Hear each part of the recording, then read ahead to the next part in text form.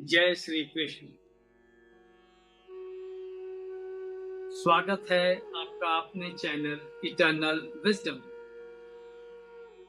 First episode में हमने समझा कि इस यूनिवर्स में जितनी भी वस्तुएं मौजूद हैं सब एनर्जी है, सब ऊर्जा है। जैसे कि कोई टेबल, कोई चेयर, कोई रॉक फॉर्म, ये मोबाइल, ये स्टैचू, ये सारी चीजें ऊर्जा हैं।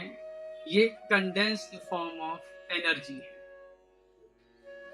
इसको जरा समझने की कोशिश कीजिए कि जैसे मान लीजिए एक लकड़ी का टुकड़ा है, वो भी कंडेंस्ड फॉर्म ऑफ एनर्जी है, क्योंकि आइंस्टाइन ने 1905 में जो इक्वेशन दिया E = mc², इसके बारे में ही हमने पहले एपिसोड में चर्चा की थी।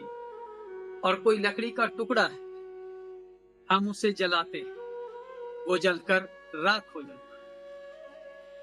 तो ये क्या प्रोसेस हुआ? क्या इससे एनर्जी नष्ट हुई है, एनर्जी डिस्ट्रॉय हुई है? जी नहीं। उस लकड़ी को जलाने से हीट एनर्जी निकली है, लाइट निकली है, स्मोक निकला है और फाइनली वो ऐश बना है। मतलब कि वुड जो एक कंडेंस्ड फॉर्म ऑफ एनर्जी में था, उसने अपनी स्टेट को ट्रांसफर कर लिया और वो 4 एनर्जी में बाइफरकेट हो गया। ये बात मैंने क्यों समझाई? कृपया जरा गौर से समझिए। हम भी एक कंडेंस्ड फॉर्म ऑफ एनर्जी हैं। तो क्या जब हमारी मृत्यु होगी तो हम नष्ट हो जाएंगे? नहीं। हम कहां कन्वर्ट होंगे?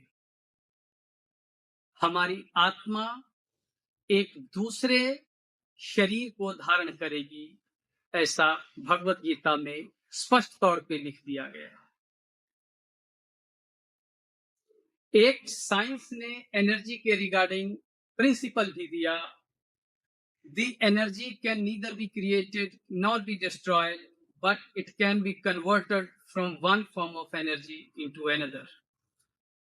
इसका मतलब ये हुआ कि इस ब्रह्मांड में जितनी भी टोटल एनर्जी है वो कांस्टेंट है, और जब हम मरते हैं तो भी वो एनर्जी डिस्ट्रॉय नहीं होती, वो एनर्जी रिकन्वर्ट होती है और दूसरी बॉडी में शेप ले लेती है।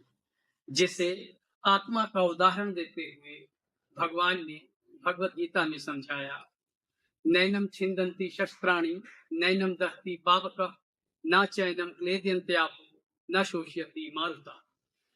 कि आत्मा को न शस्त्रों से काटा जा सकता है, न दहति पावकः, न उसे आग से जलाया जा सकता है, न चैनम क्लेदयन्ते आपो, न उसे पानी से गीला किया जा सकता है, न शोषयति मारुता, न उसे हवा से सुखाया जा सकता है। वही तो साइंस ने एनर्जी कहा। अब जब मैं ये कह रहा हूं कि आप और हम भी एक एनर्जी हैं, तो ध्यान रखें, हम सब इस ब्रह्मांड में एक पर्टिकुलर फ्रीक्वेंसी पर वाइब्रेट कर रहे हैं। हमारी फीलिंग्स, हमारे थॉट्स, वो भी एक एनर्जी है और वो एक पर्टिकुलर फ्रीक्वेंसी पर वाइब्रेट कर रहे हैं। जरा ध्यान से समझिएगा। यदि हमारे दिमाग में थॉट्स, मैंने एनर्जी बोला, यदि हमारे थॉट्स में भय हैं, यदि हम भय को लेकर फ्रीक्वेंसी एमिट कर रहे हैं, फियर को लेकर फ्रीक्वेंसी एमिट कर रहे हैं, तो हम भयावह परिस्थितियों को ही आमंत्रित दे रहे हैं।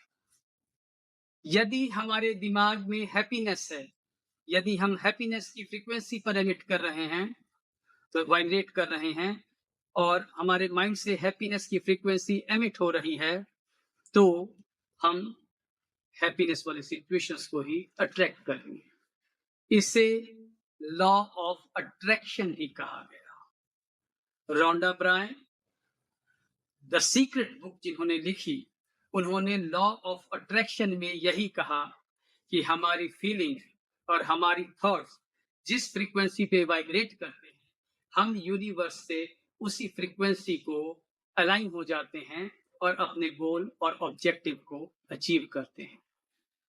लेकिन यहाँ पर एक चीज ध्यान में रखने वाली है कि जैसे जैसे आप अपने कॉन्शियस को हायर फ्रीक्वेंसी पे वाइब्रेट करेंगे, तो आप पाएंगे कि मटेरियलिस्टिक पोजेशन जो हैं उनकी फ्रीक्वेंसी बहुत ज्यादा हाई नहीं है।